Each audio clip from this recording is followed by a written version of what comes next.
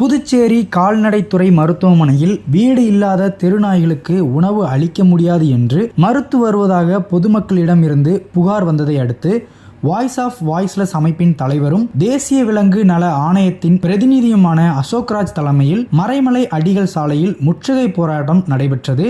தெருவில் ஒரு நாய் அடிபட்டால் நோய்வாய்ப்பட்டால் எந்த அரசு துறை அதை மீட்டு வைத்தியம் பார்க்கணும் என்பதை முதலில் அரசு தெளிவுபடுத்த வேண்டும் என்றும், பொதுமக்கள் பலர் தங்கள் வேலையை விட்டு அரசு மருத்துவமனைக்கு விலங்குகளை கொண்டு வந்தால் இவர்கள் பொறுப்பில்லாமல் அவர்களையும் அவர்களின் நல் உள்ளத்தையும் அவமரியாதை செய்யும் விதமாக நடந்து கொள்வதும் வேதனை அளிக்கிறது என்றும், மக்கள் பணத்தில் சம்பளம் வாங்கும் இவர்கள் செயல் கண்டனத்துக்குரியது என்றும், இந்த மருத்துவமனையின் இத்தகைய செயல்பாடு தனியார் மருத்துவமனைக்கு செல்ல நிர்பந்திக்கிறது என்றும், வலிகளை கூட தாங்க முடியாமல் தவிக்கும் இந்த நாய்களுக்கு அரசு துரோகம் செய்கிறது என்றும் கூறினார்.